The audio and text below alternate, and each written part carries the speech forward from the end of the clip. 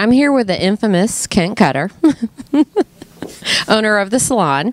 Why don't you tell us, why you're here in Gold Canyon? Because I love the East Valley. We opened up in 2005 during the boom, and we're just really happy to be serving the kind of clientele we have here. They're the nicest people in the world. Many spend the winter here. In fact, if you ever get a chance, please do come out to Gold Canyon. We have our beautiful Superstition Mountains here, which are amazing to look at. And I'm just very happy to work with such outstanding people like Terry, like Alexis over there, Sarah and everyone. And boy, if you're ever out this way or ever you're heading to the Renaissance Fair, you pass right by our salon. We're on Highway 60 here. And like I mentioned, we're right where the Superstitions actually kiss the 60. So you can't miss us. And I just so hope that sometime you'll let us be of service to you. Is there anything else to say?